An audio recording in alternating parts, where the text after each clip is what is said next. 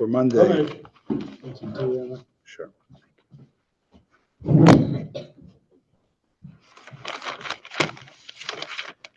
Okay. Yesterday, we talked about Yehuda approaching the ruler of Egypt, who is Yosef. They don't know that yet. And he tells them in a very strong language that, how do we get here? Let's go over what you said and what we said. And now you want to, we come back without the boy, without Binyamin, who I swore to my father I'd bring him back. Next, Lamed Aleph. It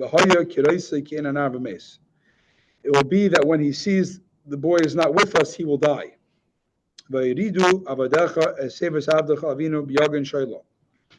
And thus your servants will bring the old age of your servant, our father, down to the grave in grief.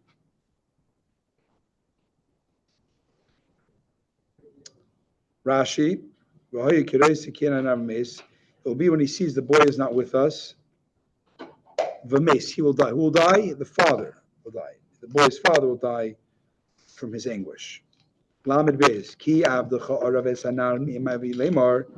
Now your servant, me, speaking about himself in the third person, your servant, me, Yehuda, has guaranteed, vouched for the boy to his father, saying, if I don't bring him back to you, I will sin to my father for all time. Rashi. Now your servant has vouched for the boy. If you're wondering, why am I the spokesman? Why am I the one approaching you and speaking passionately to release Binyamin? Why am I getting myself into contention with you?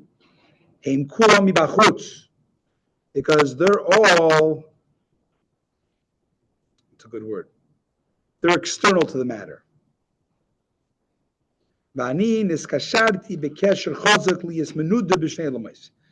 I have bound myself with a firm bond by accepting to be an outcast in both worlds.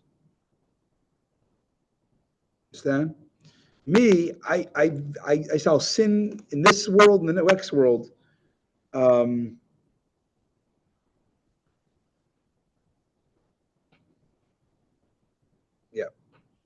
What?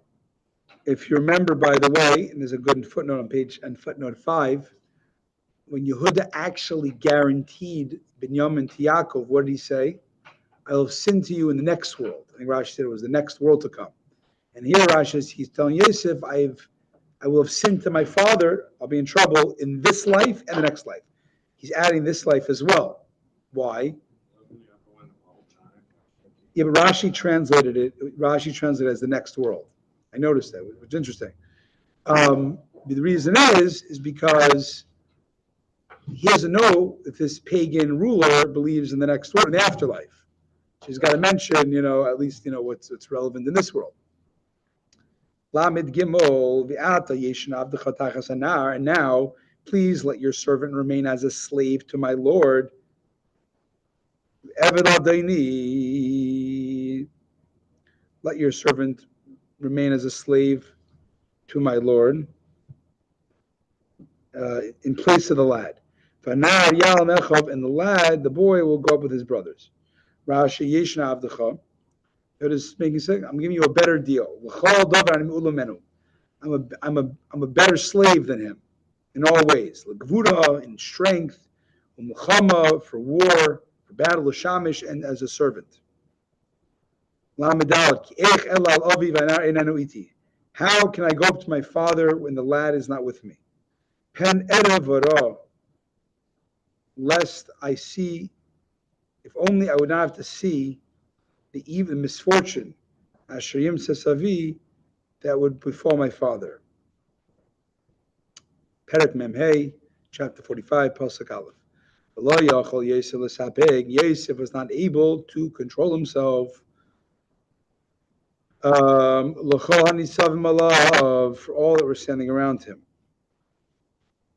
Actually, Rashi can translate differently. L'sapek literally means restrain. He cannot restrain himself in front of all standing around him. That's how I'm translating it. Let's see, Rashi says different. He says, take out every other person away from me. No man stood by Yosef. Other men stood Bisfad Yosef Elachav when Yosef made himself known to his brothers. Rashi. So the literal meaning is Yosef cannot withhold himself. Lisapek means he cannot withhold himself before all those standing. Yosef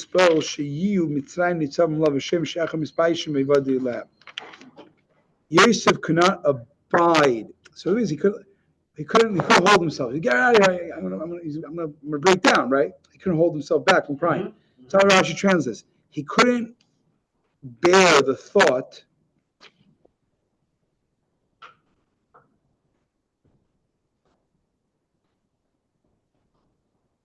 He couldn't bear the thought that there should be Egyptians standing by him and hearing how his brothers are ashamed and he makes himself known to them.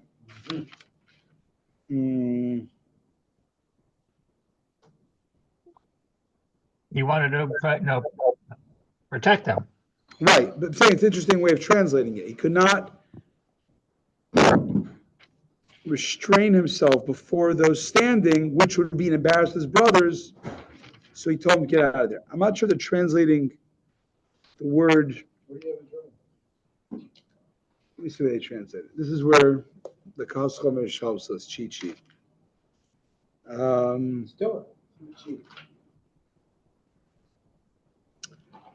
Yeah. He could not bear to have his brothers shamed in the presence of the people. Because he wouldn't be able to restrain himself. It's almost like a double meaning, I guess. Like, because he couldn't hold himself back from crying and breaking down, which would embarrass his brothers, Rashi says he couldn't bear the embarrassment his brothers would have. Okay, anyways. Wow. Base. He began to weep loudly. The whole of Egypt heard, and even Pharaoh's household heard. Rashi. Parai's house heard. House does not mean the house, it means the household. For example, meaning his servants and family. It does not mean a lashon of bias mamish, elokamei beis Yisrael, beis Yehuda. As you know, as will be very common language, beis Yisrael, the house of Israel, the house of Yehuda, all these things. Mesnid in Old French. Gimel, Vayemer Yosef Elachavani Yosef Vaydevicha. Yosef said to his brothers, I am Yosef. Is my father still alive? But his brothers cannot answer him, Ki nevalu mipanav, for they're embarrassed before him. Gimel, nevalu mipanav, they were nevalu means they were bewildered in front of him because of the embarrassment. They were overwhelmingly discombobulated due to the shame. Dalit. Yosef said, his brothers, please come close to me, and they drew closer. I said, I'm Yosef, brother. That you sold me to Egypt. Rashi. Yeshunu Elai, please come closer to me. Rashi explains, saw them inching backwards. Now they're embarrassed. So he started calling them very soft language and conciliatory language, entreating words to show them he was circumcised. But now do not be upset or angry with yourselves that you sold me here.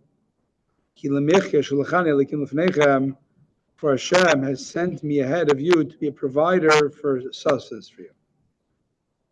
Rashi, lemichya, to be sustenance. It means to be a provider. To be for you a provider of sustenance.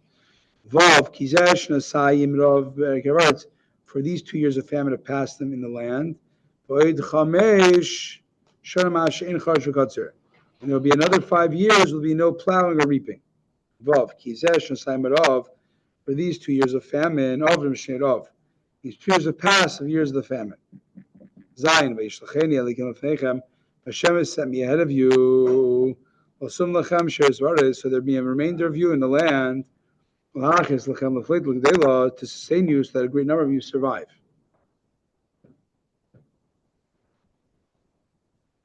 In other words, he goes on in his